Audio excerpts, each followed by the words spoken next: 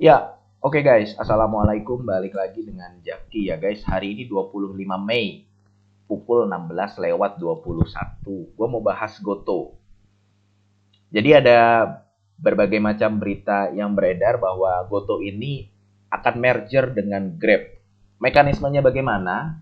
Apakah nanti Grab akuisisi Goto atau Grab akuisisi anaknya Goto yang on demand service itu yang Gojeknya itu kita belum tahu.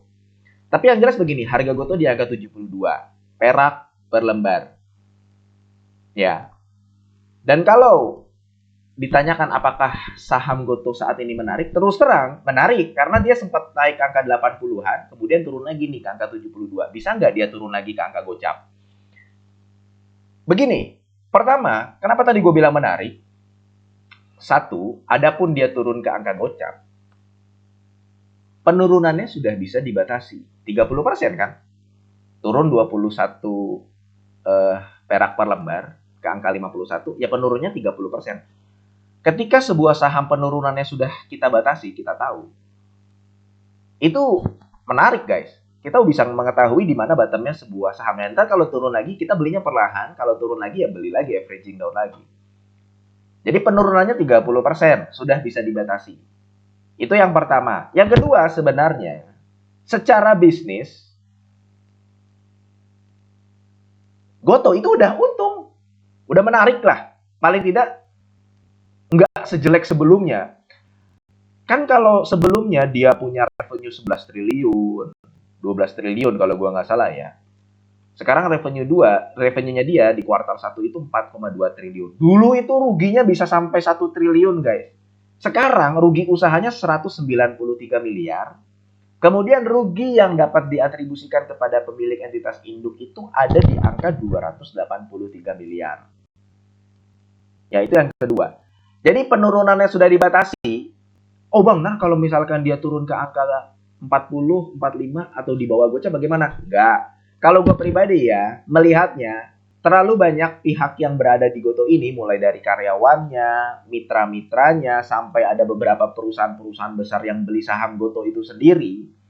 Kecil kemungkinan Goto turun di bawah harga 50. Makanya waktu harganya Goto di angka 50-an, 50 itu gue bilang beli aja kalau memang lu mau beli saham Goto, beli aja karena banyak guys, banyak orang-orang yang masih nyangkut di harga 200, 300 dan gue yakin belum pada cut loss. Artis-artis gitu banyak yang beli di harga segitu.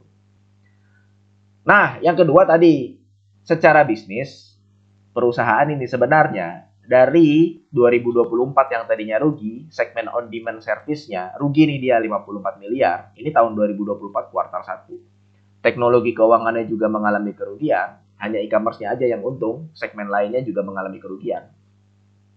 Di tahun 2025, kuartal 1, si Goto ini segmen on demand service-nya sudah untung. Rugi laba usaha per segmen, dia sudah untung yang on demand service-nya itu 193 miliar.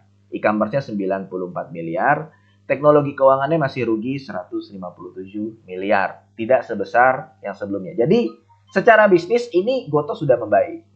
Nah, pertanyaannya adalah kan ada informasi ini ya. Gojek sama Grab nih mau merger. Goto mau akuisisi Goto. Nah, ini informasi dari manajemen. Aksi korporasi ini disebut-sebut akan rampung pada kuartal 2 tahun 2025. Kuartal 2 itu dari bulan April, Mei, Juni. Sekarang ini sudah bulan Mei. Di keterbukaan informasi Goto, Bursa Efek Indonesia, itu memang belum ada penjelasan mengenai hal ini, baru di media aja. Penjelasan terakhir keterbukaan informasi Goto itu ada terkait dengan pengunduran diri Garibaldi Thohir sama Nila Marita. Nah, sekarang begini, tadi kan gue bilang sahamnya Goto menarik di angka 72.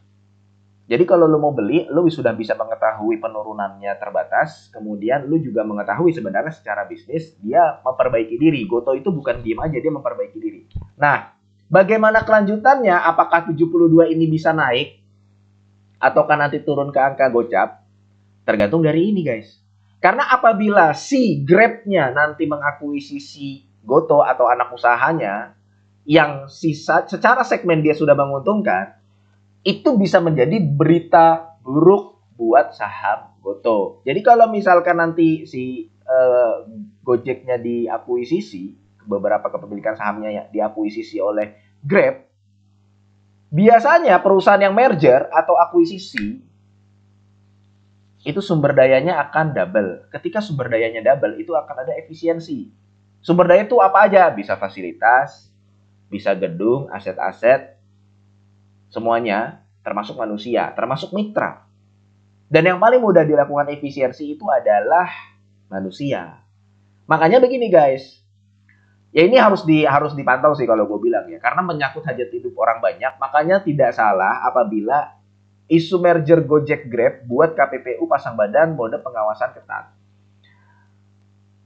Jadi secara saham sebenarnya di harga saat ini dia bagus, menarik untuk dibeli, tapi apakah dia bisa naik atau tidak tergantung dari ini guys.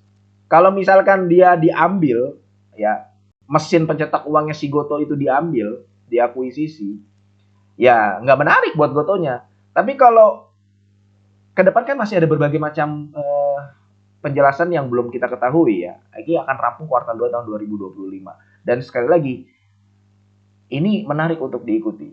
Kayak begitu guys. Apakah Goto bisa turun atau naik? Nanti di sini nih.